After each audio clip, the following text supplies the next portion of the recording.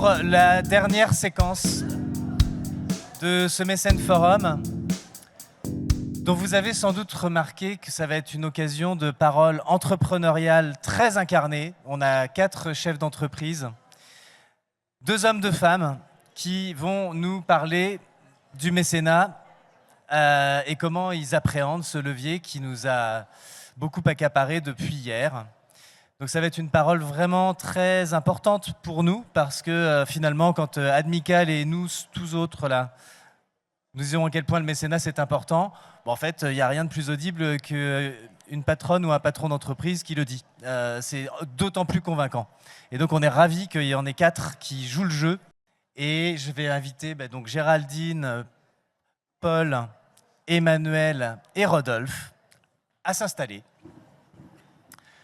Et on est vraiment ravis de vous avoir. Vous allez clôturer. Évidemment, il y a le mot de conclusion de François dans la foulée de cette table ronde. Donc, merci d'être là pour ce moment de clôture. Mais donc, la dernière table ronde, c'est vous qui l'incarnez tous les 4. Je vais vous laisser vous présenter très, très brièvement avec le nom de votre entreprise, le chiffre d'affaires, le nombre de salariés, si vous voulez bien.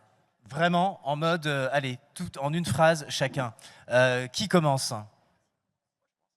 Bonjour à tous, je suis très heureux d'être là. Je suis Rodolphe Landmen, je suis artisan boulanger, fondateur des Maisons Landmen et plus récemment d'un réseau de boulangeries 100% végétalien qui s'appelle Len & Monkey. Le groupe fait près de 70 millions d'euros et on est 800. Bonjour, je suis Géraldine Baer-Pastor, directrice générale de Rosalest Média. Ce sont des entreprises de presse quotidienne régionale. Je suis basée à Reims, mais le groupe Rossel est franco-belge. Il comprend notamment La Voix du Nord, Le Courrier Picard, Le Soir, RTL en Belgique, les journaux que je dirige, l'Union, l'Ardennais, l'Est éclair, Libération Champagne. À mon échelle, nous générons plus de 60 millions d'euros de chiffre d'affaires annuel. Et pour le groupe, c'est 600 millions d'euros de chiffre d'affaires annuel. Bonjour, je suis Paul de Fombelle, je suis le directeur général de Positive. Je suis ravi d'être parmi vous et si bien entouré. Nous sommes un éditeur d'applications pour la communication et le marketing des entreprises. Notre histoire a commencé il y a fort longtemps avec une application qui s'appelle Sarbacane, que vous connaissez peut-être. Mais aujourd'hui, nous avons une galaxie d'outils autour des métiers du marketing.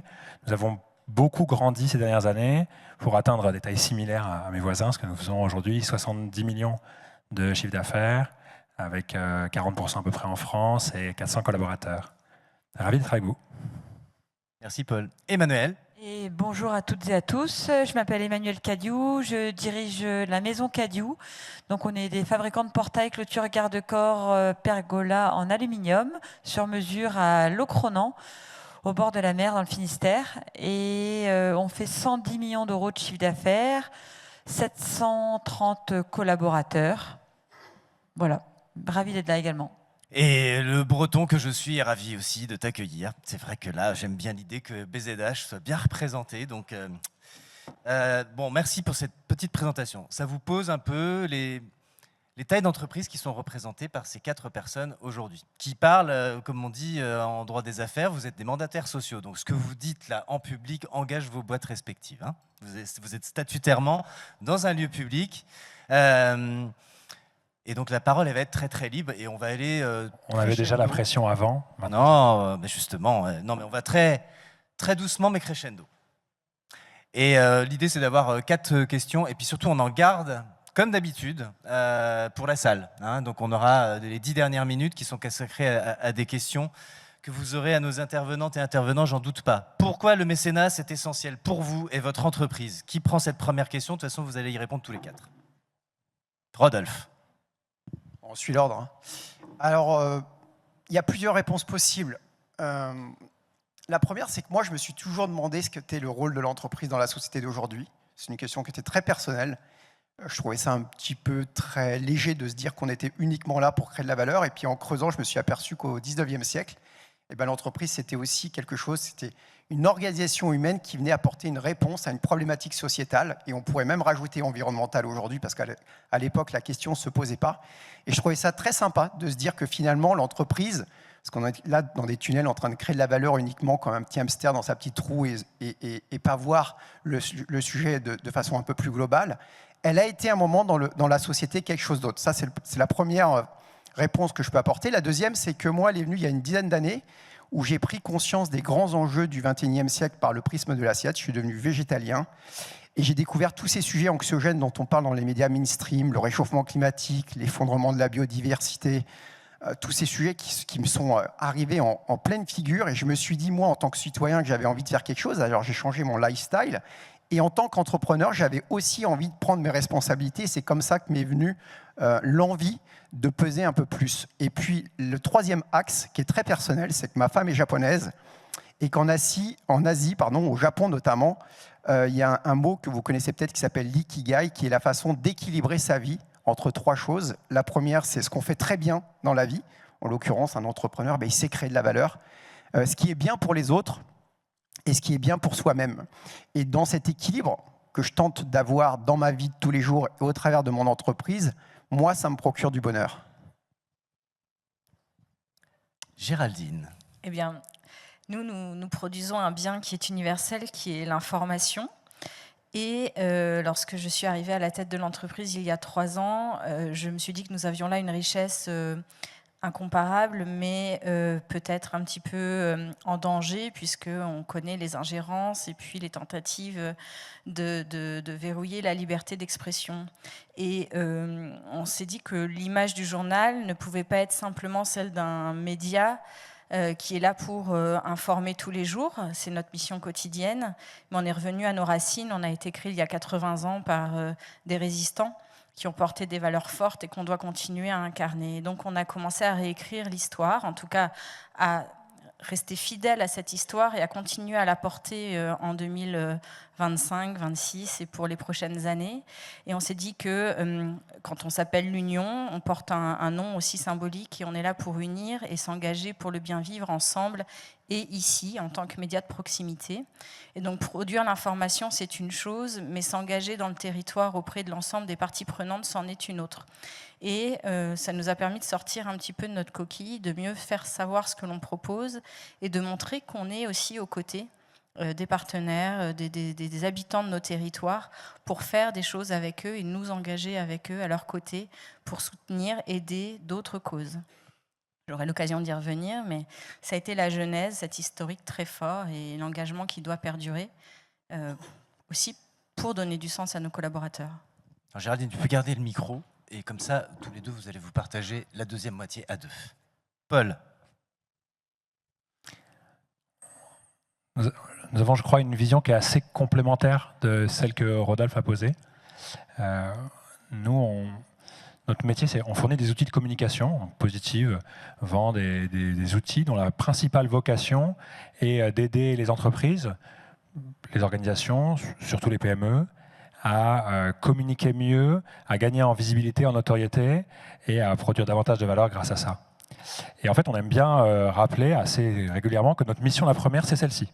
Et justement, on aime bien ne pas opposer la question de la création de valeur, qui est notre première vocation, à celle des autres façons de créer de la valeur. Voilà.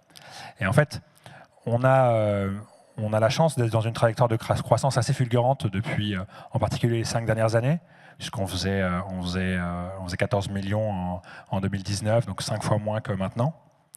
Et donc, toute la question, c'est de dire comment est-ce que cette croissance et la valeur qu'elle crée pour nos clients et grâce à eux, on peut la transposer à l'échelon suivant. Et l'échelon suivant, ce n'est pas encore le mécénat. L'échelon suivant, c'est le développement des talents, la croissance individuelle, le développement personnel des membres de l'équipe et de ceux qui nous rejoignent, de l'entreprise en interne.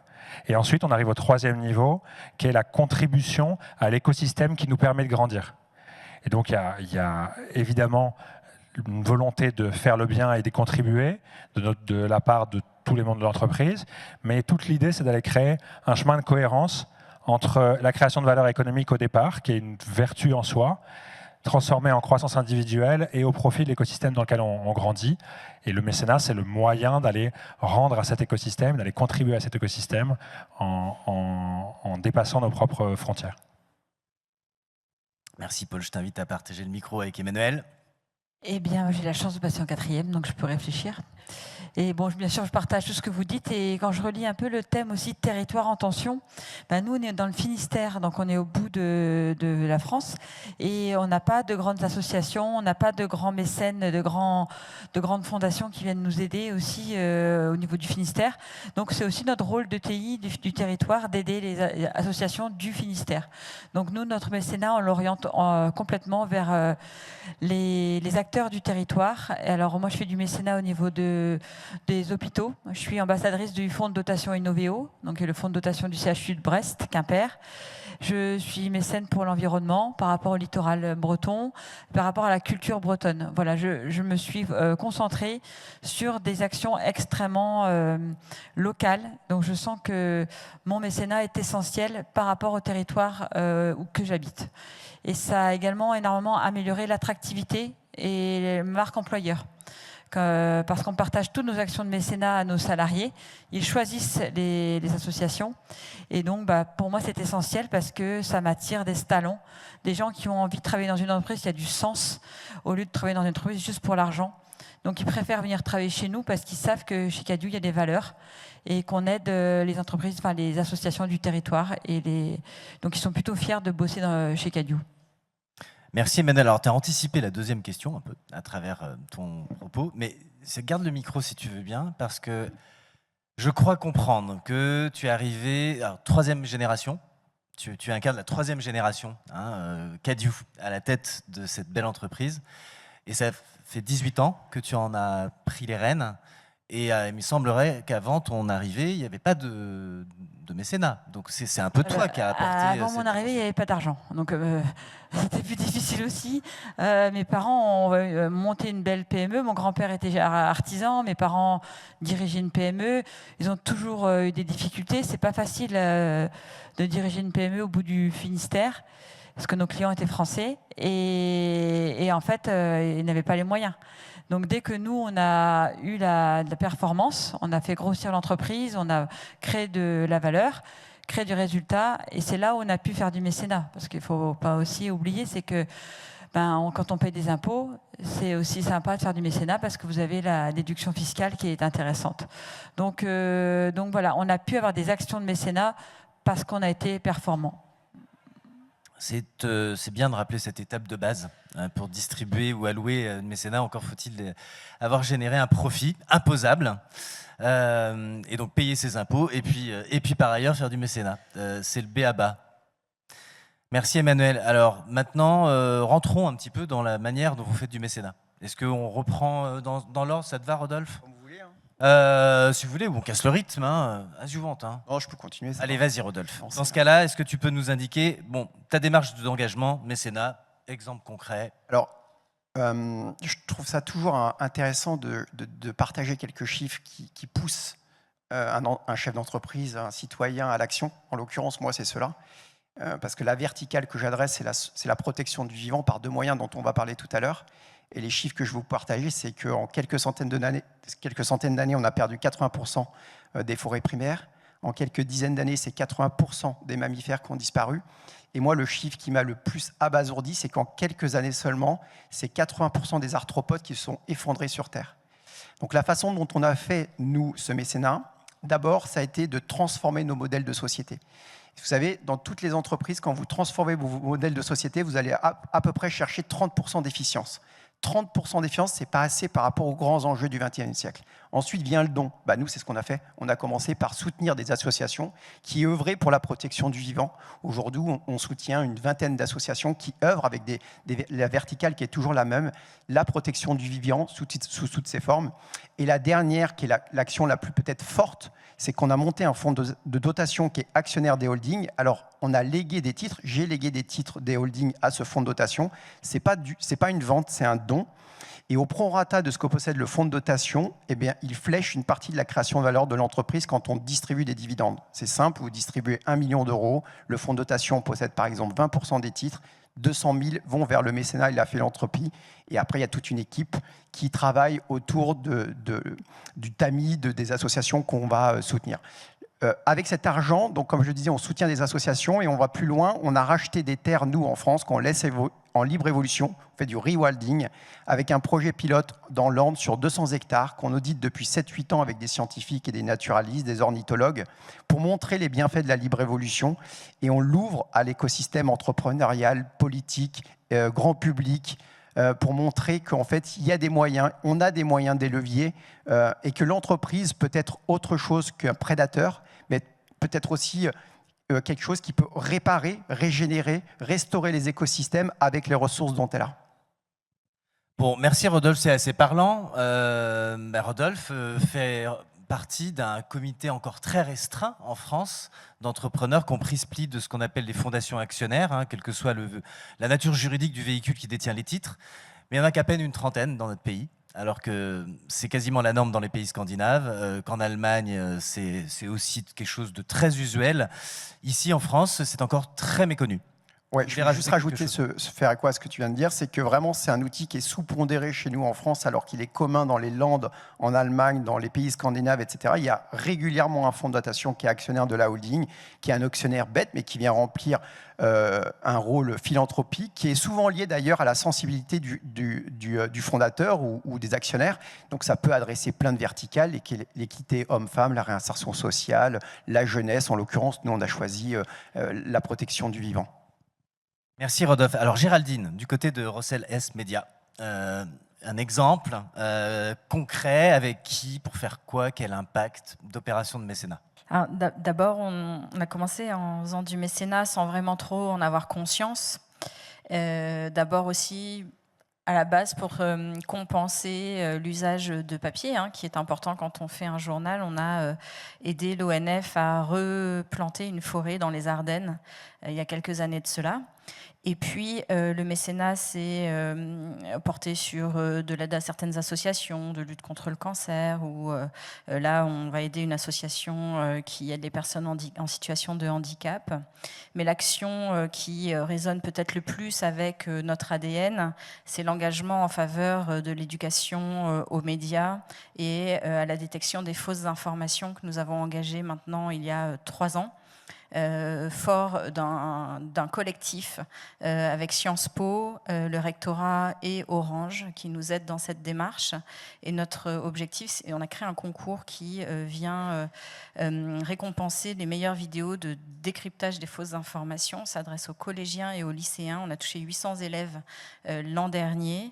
Les lauréats deviennent les rédacteurs en chef d'un jour du journal. Ils découvrent les métiers, ils fabriquent de l'information. Et cette initiative plaît tellement qu'on l'a élargie à des associations, notamment l'UDAF, pour porter ce message et partager ce savoir-faire, donner du temps aux familles, aux parents dans les territoires ruraux pour les aider à mieux maîtriser l'usage des réseaux sociaux auprès de leurs enfants, mieux cerner, faire développer les esprits critiques. Et donc voilà, ça c'est un projet qui nous est très cher, pour lequel on donne beaucoup de temps et d'argent pour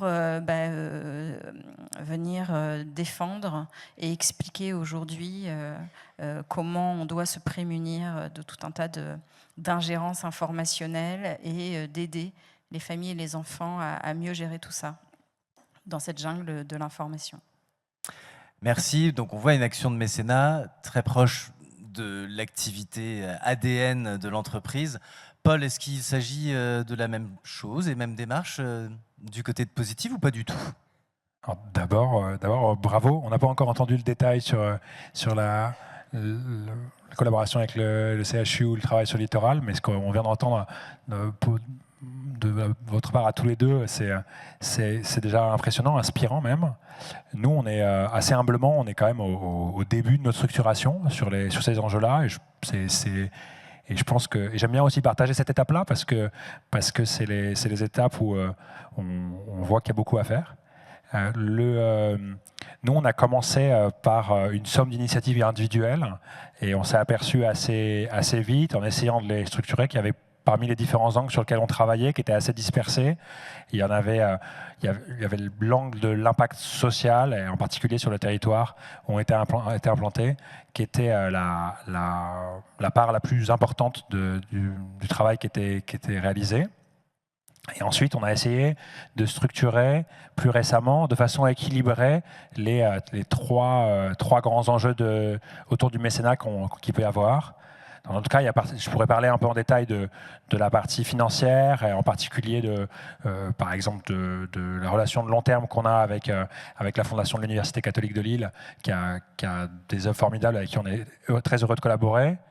Mais peut-être plutôt qu'insister sur la partie don financier qui revient assez naturellement, on essaye, nous, d'avoir un modèle qui est équilibré, avec une partie don en nature qui est très significative. Notre métier, c'est de permettre à des organisations d'être visibles et de gagner en notoriété pour atteindre leur finalité. C'est un besoin évident des associations d'intérêt général. Et donc on essaye d'en soutenir en leur donnant non seulement des produits gratuitement ou des abonnements à prix réduit, mais surtout à essayer d'augmenter leur rendement dans leur utilisation de nos outils en les accompagnant pour que leur communication soit efficace. C'est notre cœur de métier, on sait le faire avec beaucoup d'organisations et donc on peut le faire. Donc cette partie don en nature a pris une place vraiment grandissante. Aujourd'hui, c'est environ 25 associations d'intérêt général qui sont soutenues. Honnêtement, c'est que le début. On découvre aussi quelquefois un peu par hasard que certaines sont clientes et on aimerait les aider davantage, et elles sont nombreuses. Donc c'est vraiment les prémices de cela, mais voilà, j'ai en tête le réseau Transition ou l'association Convergence, à qui on fait des belles choses qui sont très cohérents avec l'impact social et territorial et avec notre compétence première. Et le troisième aspect qu'on oublie souvent, et qui en fait moi est mon préféré, c'est le mécénat de compétences. Donc c'est pareil, en fait, on s'est aperçu qu'on en faisait. C'est-à-dire que le point de départ, c'est qu'on s'est aperçu qu'on a un certain nombre de salariés qui étaient engagés de toute façon et que c'était cohérent et que quelquefois, ils avaient demandé à leur manager « est-ce que je peux faire ça sur mon temps de travail ?» et que leur manager avait dit bah, « évidemment, bien sûr, c'est génial, fonce !» Et que la somme de cela, à l'échelle de différents bureaux, en France, en Allemagne, en Pologne, en Italie, en fait, c'était pas du tout négligeable. Sur la France, l'an dernier, on a essayé de promouvoir ça, et c'est un peu plus de 800 heures de volontariat qui ont été donc de partage de compétences, avec cet angle, le premier, qui est celui qui nous tient à cœur, qui est l'insertion, l'accès à l'emploi, le développement des compétences, avec dans la région des collaborations avec, par exemple, la Maison de l'Emploi ou l'école de deuxième chance. On va continuer à creuser ça. Honnêtement, c'est encore assez petit. Mais cette voie qui a été prise, qui est la valorisation finalement assez simple, d'énergie un peu naturelle, qui sont les initiatives du dirigeant, les initiatives dans les équipes, d'essayer de mettre ça ensemble et d'en donner un levier, tout en gardant un bon équilibre entre le financier, le nature, le mécénat en compétences, c'est absolument la voie dans laquelle on souhaite s'engager et continuer. Ben, merci, et puis c'est bien, en plus cette humilité de départ là, dans la manière dont tu présentes les choses. Emmanuel, tu avais déjà un peu anticipé la manière de faire du mécénat, mais je pense que tu peux rajouter un certain nombre de choses, parce que je sais que notamment parmi les singularités, alors comment s'appelle-t-il son prénom, Keguiner, oui. Vous êtes en duo, deux chefs d'entreprise sur un thème très précis, vous êtes très ancrés sur le territoire, oui, notamment par quelque chose qui vous est commun. Oui, on a même une deuxième association en commun maintenant. En fait, je vais vous donner, je sais pas, je pense que pas mal d'associations peut-être ici, et un petit tuyau qui nous ont, je me suis pas rendu compte, mais je me suis fait manipuler par le fonds de dotation Innovéo, et j'en suis très contente. En fait, c'est une bonne idée qu'ils ont eue. Au lieu de demander juste de l'argent, ils m'ont nommée ambassadrice. Donc moi, je suis contente. Je suis fière. Je suis ambassadrice d'un fonds de dotation. Ils ont pris Clément Guéguiner, donc Guéguiner Matériaux au Nord Finistère, et Emmanuel Cadiou au Sud Finistère. Et grâce à ça, nous, on a donné, bien sûr, au fonds de dotation. Donc, vous récupérez une partie du mécénat de l'entreprise qui vous demande, que vous représentez. Et en plus, ils utilisent notre réseau. C'est-à-dire qu'on organise des... Enfin, après, je suis totalement d'accord. Hein, mais on organise des garden parties, des galas de charité. Et on invite tous nos copains chefs d'entreprise au gala, où ils payent pour venir. On vend des tables à peu près 1 000 € la table. Et après, donc, tout ça, c'est des dons pour Innoveo. Et après, les chefs d'entreprise, ils connaissent mieux Innoveo et ils sont également donateurs. Et on fait des ventes aux enchères aussi d'œuvres d'art, de places au Stade Brestois ou une partie de golf avec Jean Le Cam. Et en fait, ça fait des sous à Innoveo et on passe tous un bon moment. Donc voilà, ça peut être une idée pour vous, association, pour à la fois vous associer à une entreprise, vous la rendez fière, vous utilisez l'image du chef d'entreprise et son réseau. Voilà, je voulais vous donner cet exemple. Et c'est beaucoup plus exponentiel que juste de demander une somme de mécénat. C'est de l'influence gratuite, en fait. Et ça nous a rapporté ces deux gars. La première, la vente de charité, enfin le gala, ça nous a rapporté 80 000 € net au fonds de dotation à Brest. Et là, je viens d'organiser une garden party, 20 000 € net. Voilà, donc pour le fonds de dotation Innoveo. Merci, et puis j'aime bien l'idée, enfin je sais pas, vous avez le sentiment, mais on dirait qu'Emmanuel prend un malin plaisir à être instrumentalisé par les assos, donc tu le prends bien. Maintenant, Clément, il aide la Fondation des Petits Princes, l'association des Petits Princes, et moi je suis administratrice de l'entreprise Guéguinaire. Et j'ai été tellement émue par la présentation de cet asso que maintenant je suis devenue aussi mécène de cette fondation, qui est plutôt nationale, là, pas locale. Donc voilà, donc en fait ça fait des petits dans tous les sens quand on fait du mécénat. Voilà. Et on va l'appréhender encore sous d'autres angles pendant tout le temps qui nous reste là ensemble. Maintenant parlons échec, bourde, raté, parce que voilà, ça arrive. Est-ce qu'on reprend encore le rythme? Rodolphe, tu veux bien nous raconter un truc que vous avez foiré sur des sujets de mécénat où c'est bien de le partager parce que non, mais en fait, il n'y a jamais de ratage, c'est juste un long chemin d'expérience et qui nous permettent de prendre les meilleures décisions. On va dire ce qui est important d'abord, c'est de bien clarifier la vision de ce qu'on veut faire. C'est parfois assez confus de savoir exactement la verticale que l'entreprise veut adresser. Parce que quand il y a une motivation profonde du président fondateur ou des actionnaires ou du COMEX sur ce qu'on veut faire et comment et l'impact qu'on veut avoir sur cette verticale-là, c'est assez simple. Derrière, après, il y a l'articulation juridique. Il y a toujours un peu de suspicion en France. Donc, faire attention à la porosité entre la partie philanthropique et la partie business. Donc, la structuration juridique en France, on a du mal à imaginer que quelqu'un qui crée de la valeur ait envie de s'en défaire ou du moins de la donner comme ça. On a toujours un petit peu de suspicion sur les outils qui vont parfois être on va imaginer que c'est de l'optimisation fiscale ou des choses comme ça. Donc, d'être très clair, très prévenant sur ces choses-là. Et peut-être que la partie la plus sensible, c'est d'amener les cadres et les parties prenantes de l'entreprise qui peuvent être des freins, mais aussi des forces vives dans l'entreprise, à bien prendre conscience de ce qu'on a envie de faire. Nous, la façon dont on s'y est pris, c'est pendant plusieurs années de faire intervenir au sein de l'entreprise, et pas que ça soit toujours le même canal, en l'occurrence moi, le président fondateur, qui viennent les alerter sur les grands enjeux qu'on voulait adresser. Donc plein de conférenciers, des talks, des prises de conscience pour que toutes ces forces vives et tout ce COMEX, ce CODIR se mettent en ordre de marche sur la volonté de l'entreprise de prendre ses responsabilités sur cette verticale de mécénat, de philanthropie, etc. Donc voilà, c'est plutôt pas des échecs, mais plutôt des barrières successives à franchir les unes après les autres. Oui, je suis allé un peu fort sur le côté, mais donc c'est très précieux. Bon d'ailleurs, petite pub pour Admical, moi je suis absolument ravi. Maison Landmet est un de nos récents et nouveaux adhérents. Je crois que tes équipes ont notamment pu apprécier les éclairages juridiques et fiscaux, puisqu'on a une connaissance quand même assez fine aussi, et que ça permet aussi d'anticiper, voire de faire des bons arbitrages. Mais de ce point de vue, on est ravis que vous soyez membre de la communauté Admical. Géraldine, de votre côté aussi, obstacle ou échec un peu emblématique que vous auriez partagé? Je rejoins complètement ce que dit Rodolphe sur l'importance d'engager les parties prenantes. Élaborer un projet, c'est bien, mais il faut du monde derrière pour le tenir, le mettre en œuvre et puis continuer à le faire grandir. Donc c'est important de leur expliquer pourquoi on fait les choses et comment on veut les faire.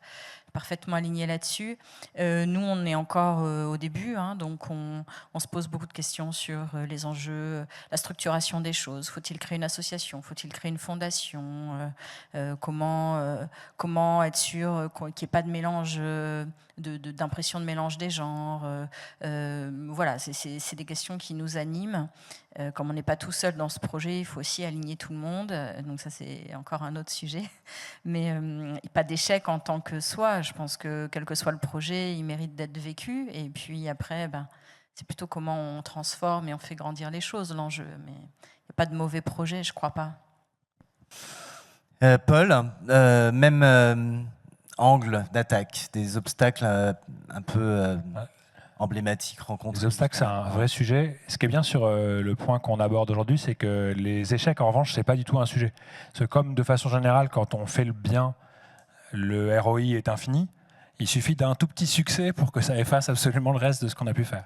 Donc, les échecs, je trouve que c'est vraiment pas du tout le sujet. En revanche, des obstacles, oui, il y en a, bien sûr. De façon un peu transparente, nous, on trouve que cette étape de mise en œuvre, de structuration d'une somme de petites initiatives qui sont existantes, en fait, c'est très galère. C'est vraiment difficile. Parce qu'on s'aperçoit qu'on ne sait même pas très bien ce que, pourtant une PME, la somme de ce qu'il en est. Nous, on a aussi grandi en faisant de la croissance externe, donc on fait des acquisitions, donc on hérite de toutes les bonnes actions qui ont été faites au niveau local. Et structurer ça, c'est vraiment difficile. Alors pas seulement difficile parce qu'il faut mettre en œuvre des véhicules ou des équipes, etc. Non, difficile simplement parce qu'il faut surtout pas le freiner. Il faut l'entretenir. Et comme en plus, nous, on aime vraiment bien cette idée du côté individuel qui est au cœur de la démarche, de l'initiative qui est démultipliée par le mécénat, en fait, la structuration peut potentiellement être un obstacle. Et honnêtement, trouver cet équilibre entre les deux, on est en plein dedans, et c'est pas facile. Merci Paul. Emmanuel, pareil, dans le registre des obstacles rencontrés. Moi, j'ai eu un échec personnel, je trouve. En fait, j'ai été invitée par le CIC, enfin la banque, les mécènes du musée de Pont-Aven. Donc, c'est un musée incroyable, c'est un des plus beaux musées bretons et français. On a quand même tous les peintres Gauguin, Sérusier, Émile Bernard qui sont venus à Pont-Aven, et il y a un très beau musée, et j'ai été invitée plusieurs fois, j'ai trouvé ça génial. C'est grâce au CIC, je ne serais même pas allée au musée de Pont-Aven personnellement sans y avoir été invitée, et je suis moi-même mécène. Bon, la Maison Cadiou, on est mécène du musée depuis 2 ans, et mon échec, c'est que nos salariés n'y vont pas. Voilà, donc j'arrive pas à les... C'est magnifique, on leur offre on a des contreparties grâce au mécénat, et on leur offre des places pour y aller. On a beaucoup de mal. On a fait, on voulait que ça attire les adolescents au musée. On a fait donc des ateliers de lumière pour apprendre à jouer avec la lumière. On était 3 familles, on est quand même 700 collaborateurs.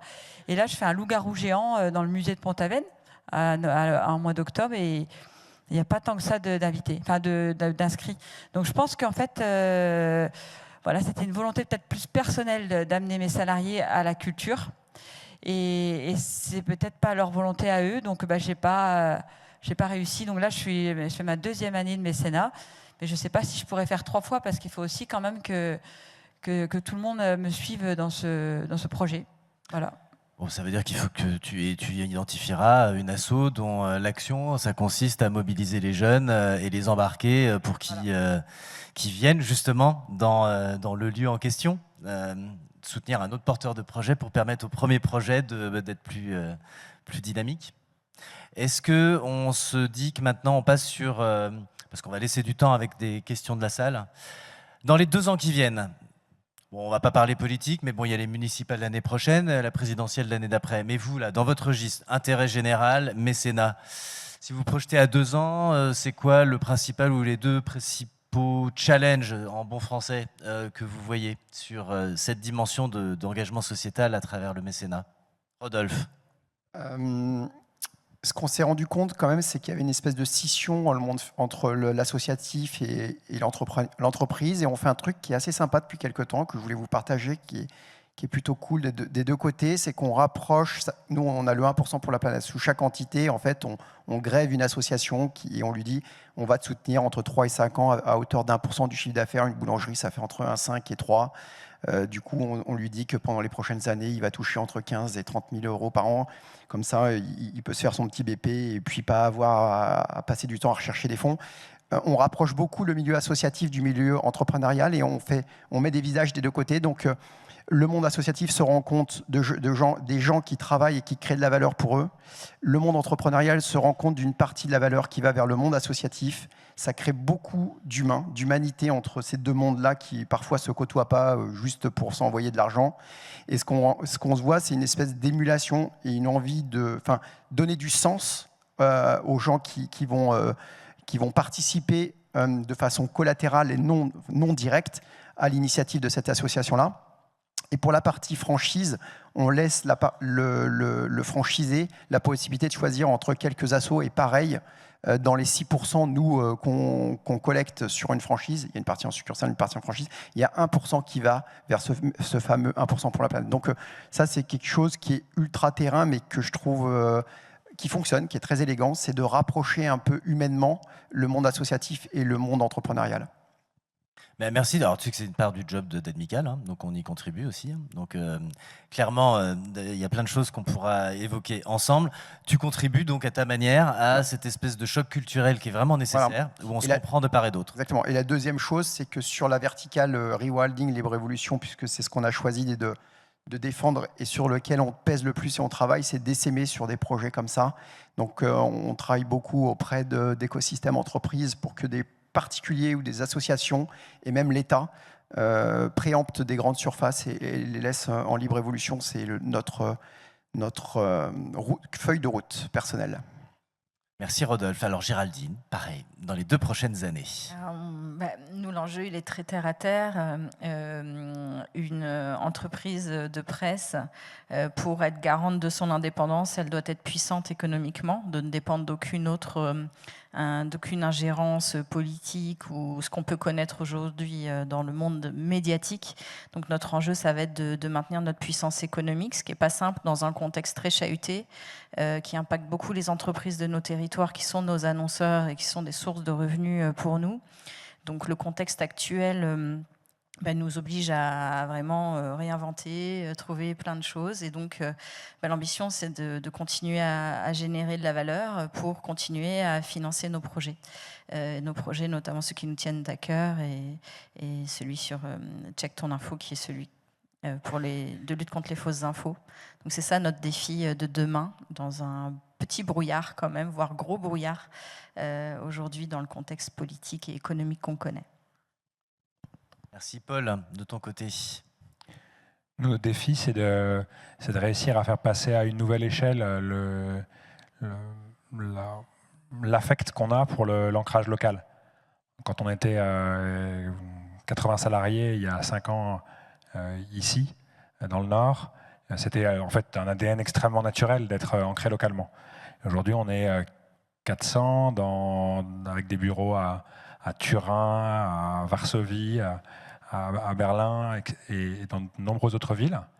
Et en fait, il y a cet ADN commun parmi les équipes qui nous ont rejoints, puisque ça fait partie des choix qui ont été faits au moment des acquisitions ou des implantations à l'étranger, de conserver ce terreau de valeur. Mais néanmoins, être local, c'est facile quand on est quelque part. Quand on est international, c'est une dimension qui est nouvelle. Et on aimerait réussir à garder cette identité-là en la multipliant. Et à permettre, et c'est pour ça d'ailleurs je parlais beaucoup d'initiatives individuelles, c'est parce que c'est indispensable pour ça. C'est-à-dire qu'il y a être de quelque part, être physiquement quelque part, c'est le début de l'ancrage local. Et donc on a besoin que nos équipes osent localement aller nous pousser ou aller pousser en interne leurs initiatives pour qu'avec le mécanisme du mécénat, on puisse les accélérer en France et ailleurs en Europe. Ça, c'est le premier défi. Puis j'ai un deuxième défi qui rejoint absolument ce qui a pu être dit juste auparavant, c'est qu'on doit continuer à prospérer pour pouvoir faire davantage. Oui, encore une fois, on rappelle les bases pour pouvoir distribuer. Il faut une prospérité économique. Donc, Emmanuel, de ton côté, dans les 2 prochaines années. Alors moi, mon premier défi, c'est le mécénat de compétences. On n'a pas commencé, on a un salarié là qui va qui va commencer en mécénat de compétences dans une association sportive avant le départ en retraite. Et voilà, donc de plus parler de ça en amont plutôt, parce que je pense qu'on arrive un peu tard. On y a découvert il y a très peu de temps le mécénat de compétences, donc je pense qu'il faut qu'on leur explique bien plus tôt si c'est une possibilité de partir de l'entreprise en retraite, mais avec un projet après et de faire du bien et de s'insérer dans une association. Donc le mécénat de compétences, c'est mon premier défi. Et j'aimerais bien aussi créer un fonds de dotation. Je ne suis pas dans une fondation, mais un fonds de dotation. Parce que moi, mon projet, c'est de transmettre ma société à la 4e génération qui est derrière moi. Et j'aimerais... je sais qu'ils sont jeunes et qui auront peut-être que j'aimerais les aider par la société de mission, créer un statut d'entreprise à mission et de créer un fonds de dotation qui va leur permettre ils auront plein de choses à faire, plein de choses à gérer. Et ça, en tout cas, ça sera ancré dans nos valeurs. Notre héritage, mon héritage, ça sera ça, c'est de leur dire une partie du chiffre d'affaires ou du résultat, ça va aller à des associations où vous devrez choisir les associations que vous devrez aider. Donc c'est plutôt de créer ce fonds de dotation avec un budget tous les ans. Donc voilà, 2 défis. Tu vas mettre en place le dividende sociétal. Bon, bravo, c'est des beaux défis, ils sont très quand même parlants. Voilà, ça veut dire qu'il n'y a pas de reculade, c'est au contraire poursuivre des dynamiques qui sont déjà à l'œuvre. Donc c'est vraiment hyper réjouissant de vous entendre. Bon, maintenant que vous avez entendu là tous ces témoignages et cette manière de procéder, je suis sûr qu'il y a des questions dans la salle. Rassurez-moi, ça vous donne envie d'en savoir plus quand même. Alors Katia, je te conserve dans le reliquat des questions, c'est évident. Mais y a-t-il quelqu'un d'autre qui souhaite, parmi nos participants? Katia, tu vas poser la première question. Alors. Bonjour, je suis Katia Damani, donc je suis la directrice impact du groupe Positif, donc ça ne sera pas pour Paul ma question. Je suis aussi déléguée régionale amicale, donc c'est pour ça qu'on se connaît aussi bien avec Yann. La question elle est plutôt pour Rodolphe.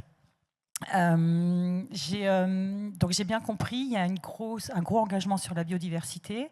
Il y a déjà dans un business model une orientation végétarienne, donc qui est liée profondément évidemment à ton engagement. Comment la cohérence, elle se fait dans ton modèle et dans ton engagement RSE? Comment tu lis ton engagement RSE avec ton engagement sociétal? Comment tout ça s'est lié? Déjà, je parle toujours de cohérence personnelle. C'est déjà important de commencer par soi. Parce que quand tu dis qui veut changer, tout le monde lève le doigt, et qui veut se changer, il n'y a plus personne. Donc déjà, la posture citoyenne, elle est importante, je pense. Donc ça commence par ça, c'est se changer soi-même sur ce qu'on est en train d'évoquer comme idée. Ensuite, je parlais tout à l'heure de la transformation interne d'une entreprise. Et en fait, on sait aujourd'hui que quand on actionne tous les leviers d'une entreprise, on va chercher 30% d'efficience. C'est déjà bien, hein, 30% d'efficience. Donc nous, par exemple, on adresse un sujet qui est la façon dont on se restaure. On a végétalisé d'autres marques qu'on fait croître en franchise, en l'occurrence la marque Lane & Monkey qu'on a créée. Donc ça veut dire travailler sur le sous-jacent pour minimiser l'impact sur la biosphère. Troisième levier, c'est le don dont on a parlé tout à l'heure, et qui est certes louable, et qui est même enviable, et qui est même... il faut forcer. Donc, mais après, ce dernier axe que je trouve le plus fort, et le plus fort même en termes d'action, c'est d'avoir justement un actionnaire qui soit quelqu'un qui ne soit pas une partie prenante, mais qui soit un actionnaire qui serve le projet global. Et là, cette action forte de se déposséder d'une partie du capital parce que les idées, parce que notre raison d'être, parce que ce qu'on veut avoir comme impact est beaucoup plus fort que la seule création de valeur, c'est pour moi l'ultime façon de concevoir les choses à la fin. Enfin, pas la façon la plus forte de concevoir ce que... Et la question sous-jacente à tout ça, elle est vachement intéressante et elle mérite d'être débattue tous ensemble, c'est plutôt le rôle de l'entreprise. Il faut rappeler que 75% de la création de valeur des entreprises est due à des écosystèmes en bonne santé. Donc la majorité en fait, de la création de valeur des entreprises, elle est due au fait qu'on a un climat stable et qu'on a des écosystèmes en bonne santé qui nous permettent de créer de la valeur. Donc si ces écosystèmes-là s'effondrent, il n'y a plus de création de valeur, il n'y a plus d'entreprise. Du coup, c'est d'être cohérent dans l'ensemble et de peser de toutes nos forces pour que ces entreprises qui, à la base, sont plutôt prédateurs, deviennent, qui était donc le problème, deviennent la solution et prennent leurs responsabilités sur ces grands enjeux-là en mettant toute leur vitalité, la créativité et les ressources au profit d'une réponse ou sociétale ou environnementale. Donc c'est une cohérence de l'ensemble. Merci Rodolphe. Est-ce qu'il y a une question? Oui. Et encore une fois, on rappelle que c'est fantastique le mécénat, mais en tout premier lieu, on attend des entreprises comme tout contribuable qu'elles payent leurs impôts. Et ensuite, le levier fiscal ne sera que d'autant plus incontestablement impactant, et Bercy évitera aussi de nous souffler dans les bronches régulièrement quand ils font l'association entre optimisation fiscale ultra agressive plus mécénat égale nous, on s'y retrouve comment? Donc évidemment qu'il faut trouver aussi tous ces bons équilibres. Est-ce qu'il y a une autre question dans la salle? Sinon, moi j'en ai une. Ah bah Emmanuel, t'en as une? Tu te poses une question à qui? À Rodolphe, en fait. Est-ce que ta fondation actionnaire, c'est ça? Ouais. Elle prend les décisions aussi au conseil d'administration? Alors ça, c'est un sujet dont on ne va pas parler ce soir, parce que le sujet de la gouvernance, il est passionnant, mais ça fait aussi écho à tous les sujets de transmission, parce que la fondation actionnaire, c'est aussi un moyen de stabiliser l'actionnariat. C'est-à-dire qu'il ne peut plus y avoir d'OPA ou de choses comme ça. À partir du moment où on a cédé des titres dans une fondation, on sanctuarise des titres. Il y a l'impossibilité technique de pouvoir acheter les choses. Donc dans des notions que tu évoquais tout à l'heure de transmission, c'est aussi des sujets à évoquer et qui militent en faveur des fondations actionnaires. Et le troisième que tu évoques, c'est la gouvernance. Et là, tout dépend du parti pris, de la façon dont on conçoit le futur. Est-ce qu'on met la gouvernance dans l'associatif ou dans le business? Pour le dire simplement, est-ce qu'on sépare le monde philanthropique des affaires? Ça dépend de chacun. Il y en a qui vont dire « je mets la gouvernance parce que je veux que mon fil conducteur soit ça ». Mais après, le risque, c'est que dans le futur, on ait des gens qui ne comprennent pas le monde entrepreneurial. Et puis, on peut mettre la gouvernance du côté du business et dire « quoi que tu fasses, de toute manière, quand tu distribues des dividendes, il y aura X% qui iront vers la philanthropie. » Mais on laisse aux manettes des gens qui sont des purs players, des entrepreneurs. Question est ouverte.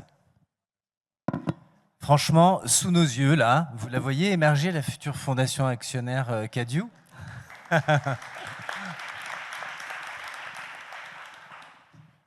Est-ce qu'on se libère là maintenant? Ah, Eva, bon, Eva, tu fais court.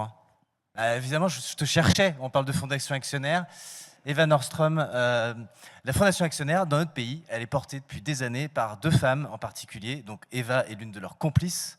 C'est Geneviève Ferron et Virginie Segers, profil. Et avec une communauté qui s'appelle De Facto, bah, je fais le job, bon, qui réunit les 25-30 structures qui ont pris ce chemin-là. Et bah, c'est un noyau dur, donc il faut que vous vous causiez. Et puis Admical est un haut-parleur de ce genre de choses. Pour nous, c'est l'absolu chemin, enfin, on va dire que c'est la réussite entrepreneuriale la plus complète. Elle prend notamment ce chemin. C'est un peu technique, mais je crois qu'il y a déjà des bons retours d'expérience sur le sujet, des entreprises d'à peu près toute taille. Hein. On connaît tous Bioderma et Léa Nature, mais il y a des boîtes qu'on connaît très peu. Le CETI, en Loire-Atlantique, voilà, une très belle ETI que personne ne connaît, qui est plutôt dans le B2B, bon, bah, qui est passé par ce chemin, et qui a en plus un capital, 30% des salariés, 30% de joint venture, donc de l'investisseur très classique, et puis 30% bah, maintenant détenu par un fonds de dotation. Ça, c'est l'avenir, on en est absolument persuadé, et je pense que notre plateau, là, l'a incarné un petit peu, donc je propose qu'on les applaudisse, qu'on les remercie. Merci infiniment à tous les quatre. C'était très important d'avoir cette parole entrepreneuriale. On va clore. On va passer la parole à François, notre président, pour clôturer ce Mécène Forum.